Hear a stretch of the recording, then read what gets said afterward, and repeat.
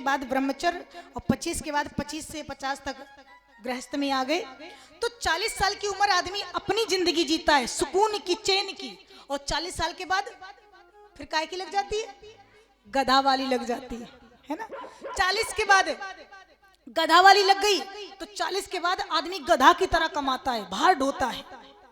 चाचा जी 40 के बाद उसकी उम्र नहीं रह जाती, वो गधा वाली लग जाती है। 40 के बाद व्यक्ति गधा ऐसा भार ढोता है, कभी घर का भार, गृहस्थी का भार, बच्चों को पढ़ाना है, ये करना है, वो करना है, घर बनाना है, गाड़ी लाना है, बच्चों का ये करना है, तो गधा की तरह भार ढोता है, घर गृहस्थी का भार। 60 तक गधा वाली चलती है, आदमी खूब दौड़ता है, खूब भार ढोता है घर गृहस्थी का, क्योंकि गधा वाली चल रही। और जैसे 60 के बाद फिर लग जाती कौन वाली, कुत्ता वाली। 60 के बाद कुत्ता वाली लग जाती है। जैसे 60 का हुआ बेचारा घर के बाहर, कुत्ता घर के बाहर बैठता है। 60 के बाद उनकी लुटिया डोर घर के बाहर निकल गई। अब कोई मिलने आया तो वहीं से चिल्लाएंगे, जैसे कुत्ता, अगर कोई अजनबी आए, कुत्ता बाहर, अगर पालतू कुत्ता है, कुत्ता बाहर बैठा है और कोई अजनबी आए तो कुत्ता भाव भाव करके भौंकेगा, भौंकेगा। ऐसे 60 के बाद कुत्ता वाली लग जाती है। और जैसे कोई आया तो दरवाजे से बैठ के क्या करेंगे, भाव भाव भाव तो कर नहीं पाते, फिर वे बहु बहु। देखो कोई आया, अब दिखाई भी कम देता है, मुंह में दांत भी नहीं, तो भाव भाव तो कर नहीं पाते, बहु बहु चिल्लाते हैं, कुत्ता वाली लग जाती है। और 60 के बाद फिर उल्लू वाली, जो 20 साल उल्लू की है, उल्लू वाली लग जाती है। अब देखना 60 के बाद 80 तक तो वो कुत्ता वाली जीता है, और 80 के बाद 100 वाली उल्लू वाली लग जाती है। रात में बुढ़ापा आया, देखना माताएं जो बूढ़ी होती केवल एक ही बार नींद आती उन्हें, बाकी उल्लू की तरह रात भर जगती रहती हैं। क्यों? अब मैया पीछे बैठी चश्मा वाली, क्या मैया रात में नींद आती है? नहीं आती, काहे? वो उल्लू वाली चल रही है ना, तो नींद कैसे आए? माता जी खूब सोए, सोचे कि हम सो जाएं, डॉक्टर चाहे नींद की गोली दे, चाहे इंजेक्शन लगाए, एक बार तो सो जाएंगी, फिर पूरी रात भर तारे गिनेंगी, नींद नहीं आती। कई माताएं ऐसे कहती बुढ़ापा में, बिटिया क्या करें, हमें रात भर नींद ही नहीं आती, एक बार सो जाए पूरी रात जगते जगते हो जाता, नींद नहीं आती। हमने कहा माता जी उल्लू वाली चल रही है, की वजह से नींद नहीं आ रही है। नींद कैसे आए, है ना? तो आदमी बड़ा स्वार्थी है, आदमी को वैराग्य नहीं होता है, और खासकर उम्र तो 40 साल ही होती है। आज मनुष्य कृपा 60 साल के हो गए, नाती भी हो गया, वैराग्य नहीं हो रहा है। और वैराग्य कैसे हुआ? एक दिन मनुष्य की गोदी में लड़का का लड़का बैठा है और एक पैर में लड़की का लड़का बैठा, दोनों नाती हुए। लड़की भी अपने मायके आई है, एक गोदी में लड़का का लड़का बैठा, दूसरी पैर में लड़की का लड़का बैठा है। तब तक क्या हुआ, लड़का के लड़का ने मनु जी के बाल पकड़े और चिल्लाने लगा बाबा बाबा बाबा। तब तक लड़की के लड़का ने मनु जी की दाढ़ी पकड़ी और चिल्लाने लगा नाना नाना नाना। मनु जी को यहीं से वैराग हो गया। क्यों? कान में जब पड़ा, एक चिल्ला रहा बाबा बाबा बाबा, एक नाती कहता नाना नाना नाना। हाँ, यहीं से वैराग हो गया, कानों में गया बाबा बाबा बनना है, नाना बन तो गया, अब क्या बनना? माता जी बाबा के बाद कोई डिग्री है? बाबा के बाद कोई डिग्री नहीं है। इस दुनिया में जब से आए हो, दो चीजें मनुष्य का साथ नहीं छोड़ती, एक करना, एक बनना। करना क्या? कभी ये करना, कभी वो करना, आज वो काम करना, परसों ये करना। माताओं को कुछ नहीं तो यही चिंता है कल क्या बनाना है, कल सब्जी नहीं है कल क्या बनाए, फिर कल क्या बनाए, इनको बनाने खाने की चिंता। तो माताओं बहनों, करना और बनना। बनना का, कभी किसी की बेटी बनो, कभी किसी की माँ बनो, कभी किसी की चाची बनो, कभी किसी की दादी बनो। जब दादी बन जाओगी तो फिर क्या बनोगी? कुछ रहा? कोई डिग्री दादी के बाद है? कोई नहीं है। पुरुषों में कभी किसी के पुत्र बनो, कभी किसी के पिता बनो, कभी किसी के चाचा बनो, कभी किसी के दादा बनो, कभी किसी के बाबा बनो। फिर बाबा बन गए, फिर क्या बनोगे? बाबा के बाद कोई डिग्री है, बहुत पर बाबा बन जाओगे।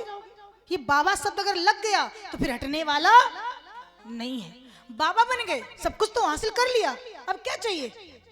मनु जी को यहीं से वैराग हुआ, मैं बाबा बन गया, नाना बन गया, अब क्या बनना, किस लिए रुकूं घर गृहस्थी में। यहीं से मनु जी को वैराग हुआ, दोनों को नीचे उतार दिया, अपना राज अपने बेटे उत्तानपाद को दिया, अपनी पत्नी शत्रुपा का हाथ पकड़ा, राजसी पोशाक उतार देते हैं, वल्कर वस्त्र धारण कर लेते हैं, जंगल के लिए प्रस्थान करते हैं। पूज्यपाद गोस्वामी तुलसीदास जी ने लिखा है,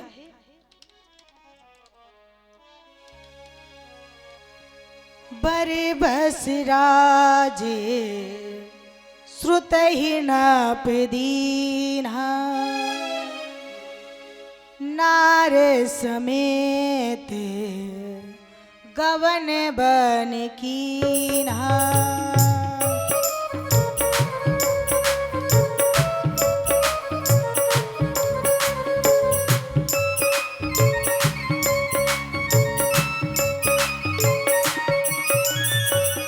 बरे बस राजे सुतहि न प्रदीना, नार समेत गवन बन कीन्हा।